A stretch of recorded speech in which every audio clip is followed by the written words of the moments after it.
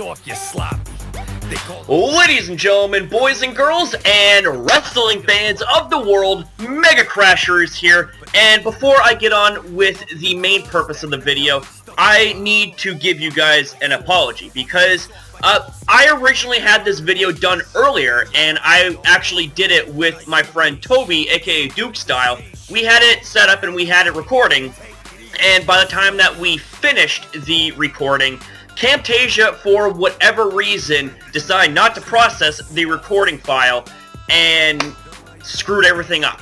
So here I am doing everything all over again, and as a way to, I guess, try to make it up to my friend Toby, I will leave a link in the description box down below to his channel, because he was gracious enough to take time out of his day to help with making this video that we were hoping we would put out a little bit earlier today. So definitely check it out. He is, without a doubt, one of my favorite YouTubers to watch, and he is funny, and he is also highly underrated in my opinion. So, with that being said, let's go ahead and get on to the main point of the video, being my predictions for what will take place tonight at WWE's pay-per-view Money in the Bank. In this video here, I am going to be talking about who I think will win the matches that take place in the pay-per-view, and what I think will happen in the pay-per-view, and just go from there. So with that being said, let's go ahead and take a look at the pre-show lineup, which the first match that we got happens to be the Golden Truth versus Breezango. The Golden Truth breaks down as Golden Dust and R-Truth versus Fandango and Tyler Breeze. Now, I gotta say that this match right here, it doesn't really have any of the pizzazz. It doesn't have anything that really jumps out at me.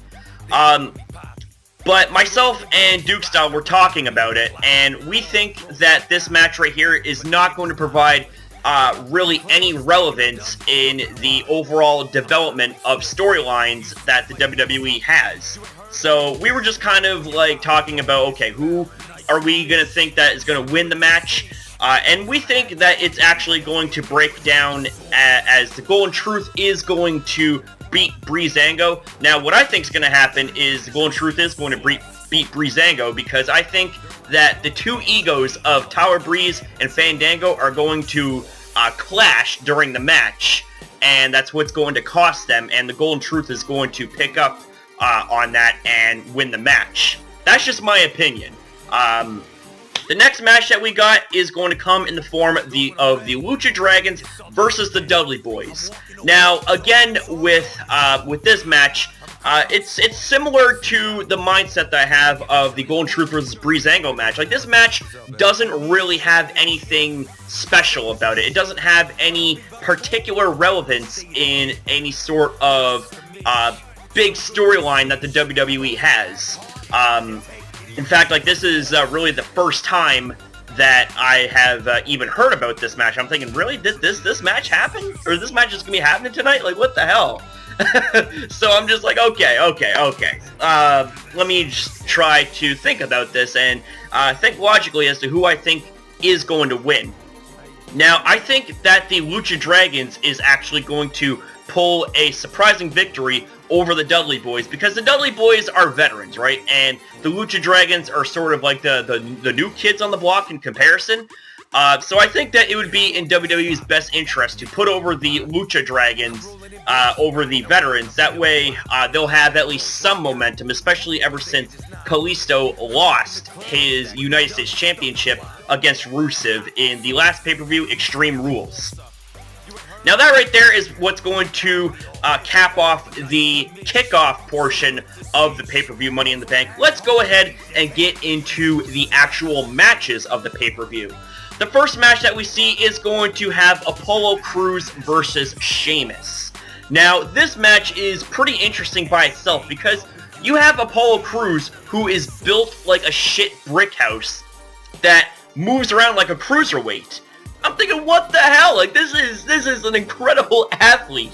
And then you have Sheamus, who is just an overall badass and built like a shit brick house. So you got two buff individuals going at it. I think that Apollo Crews is actually going to get the victory over Sheamus. One of the reasons I think it is because Sheamus is a veteran in comparison to Apollo Crews. Not to mention, Sheamus also has that Teenage Mutant Ninja Turtles movie that's going to be coming out later on this year. So I'm thinking that he is actually going to put over Apollo Crews and lose against him, and possibly take a little bit of time off after the Money in the Bank pay-per-view, so that way he can focus on building up his movie that's going to be coming out, which, by the way, I cannot wait to see. That is going to be an incredible movie, I'm willing to bet. Like, anything with Teenage Mutant Ninja Turtles in it, badass. It is awesome. So coming up next, we have, for the 88th fucking time, Dolph Ziggler versus Baron Corbin. I'm done. I'm fucking done, man. I don't even know why they're facing off against each other again. Like, I thought that the Extreme Rules pay-per-view was going to be their last match. But boy, was I ever wrong there. Are you kidding me? So, okay, so Baron Corbin versus Dolph Ziggler. Okay, so the two have just been going at it with each other for months. Like, this is just, it's ridiculous. Like, is the WWE going to let Baron Corbin work with anybody else aside from Dolph Ziggler in big time matches that happen at pay-per-views? Like, I don't get it. So, this right here was a toss-up. This was, I'm just like, okay, so we got Baron Corbin that won some matches over Dolph Ziggler. We got Dolph Ziggler won some matches over Baron Corbin. This right here is a toss-up, but I am willing to bet that Dolph Ziggler is, in fact, going to win, because I think that he needs to avenge his loss at WWE Extreme Rules. Even though it was a completely legal match, because it was a no disqualifications, that means that anything could happen, anything was legal. He wants to set the record straight with everyone that, you know, hey, like, he is the one that is better than Baron Corbin, therefore he will win, kind of thing. So, my money is going to be on Dolph Ziggler, but at the same time, it kind of wouldn't surprise me if Baron Corbin won. So, yeah. Moving on, we have the WWE tag team match in the women's division between the WWE Women's Champion Charlotte and Dana Brooke versus Natalya and my favorite women's wrestler, Becky Lynch. God, I am in love with her. Like, what the fuck? Like, every single time I see her, man, I'm just like, thank God. Like, this is what I tune in to see, man. And I wish that Becky Lynch was champion right now. I really wish she was, man. Like, she's so amazing. She is so amazing. But, unfortunately, I think what's going to happen in this match is that Charlotte and Dana Brooke are, in fact, going to win. Because I think what's going to happen... Okay, first of all, what would the WWE do with Natalya and Becky Lynch if they were to win the match? Like, what would they do to push those two superstars? I'm thinking that for this right here, I don't want to say it's a filler, but it's sort of like at the same time, it's like they're building up for something.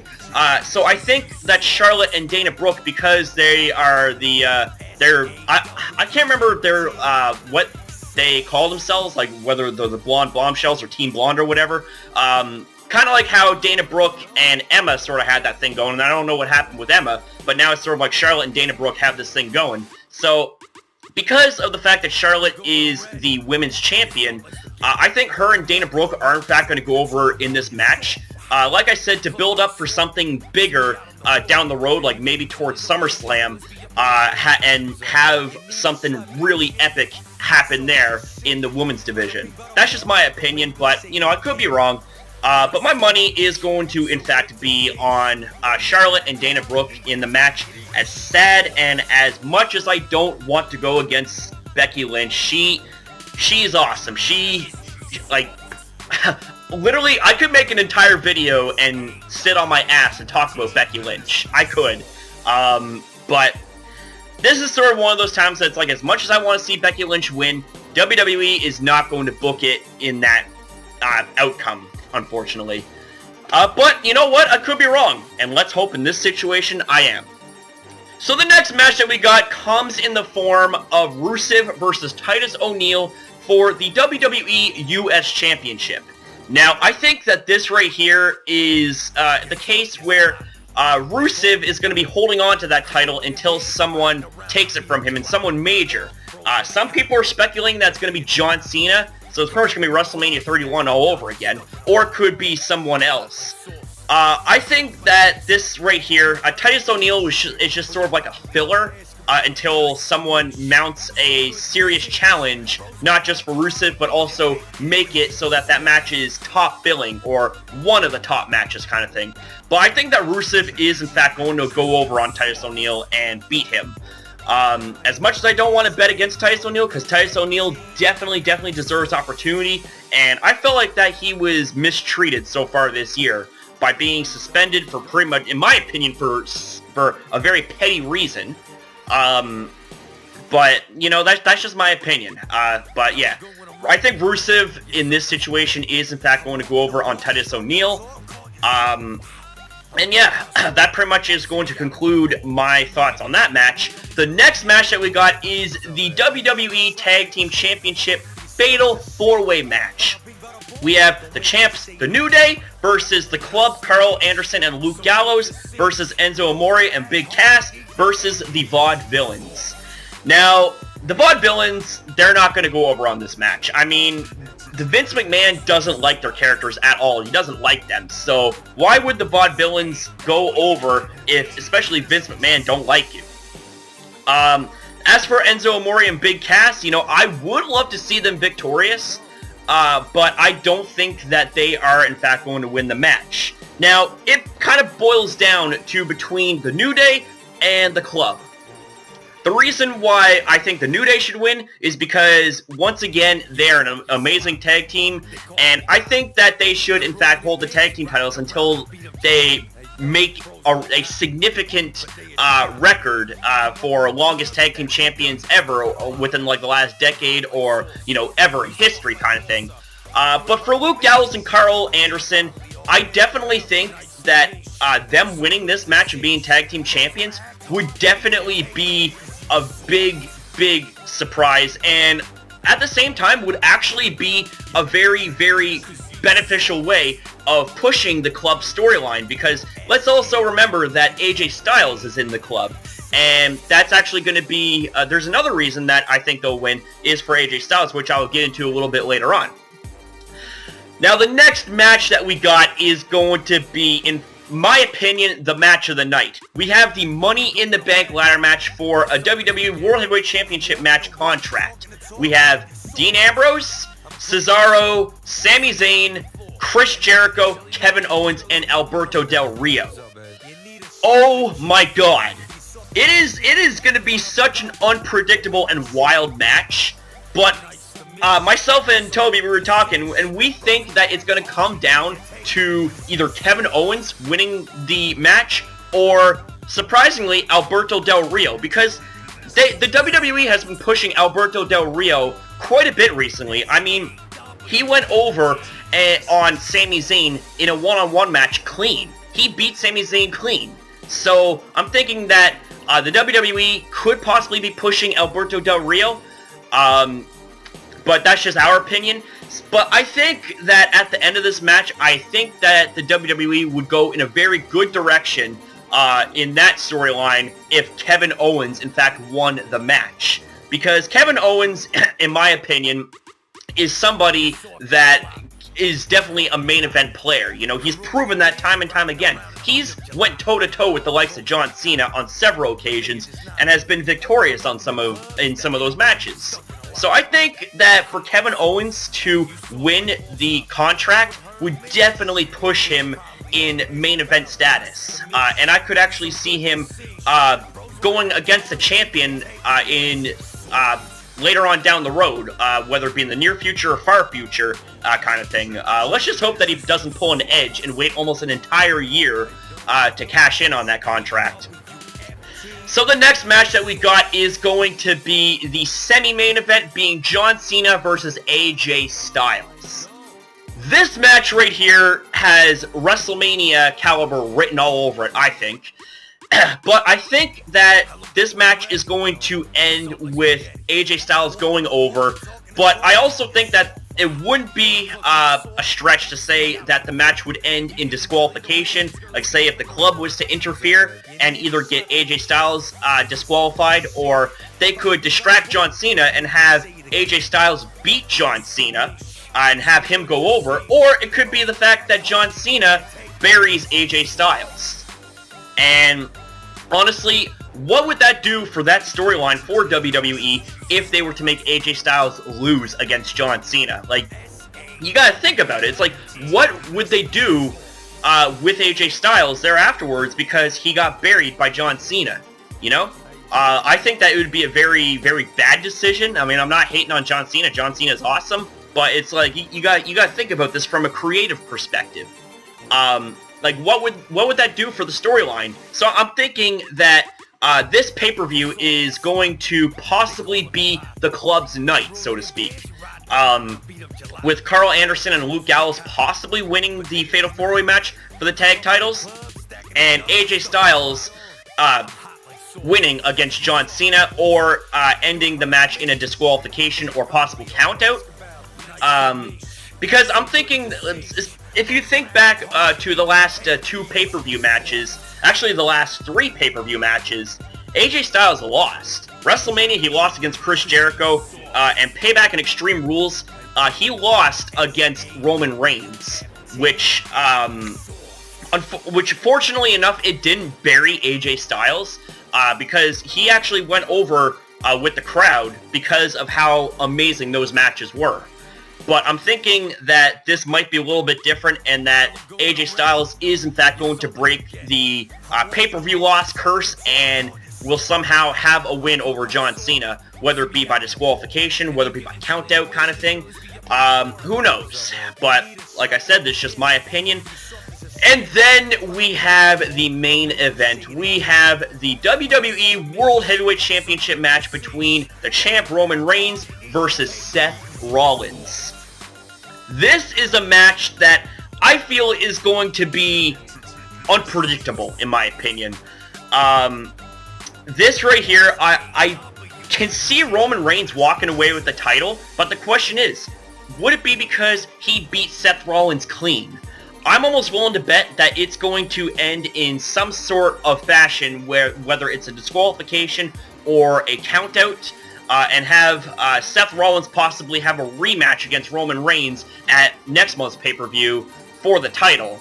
Because I don't think that Roman Reigns is in fact going to lose the title at Money in the Bank, because I'm willing to bet that he's got big plans for, say, SummerSlam. SummerSlam is usually the pay-per-view where any talent that gets pushed for a WWE Championship usually goes over. I mean, you take a look at WWE SummerSlam 2013.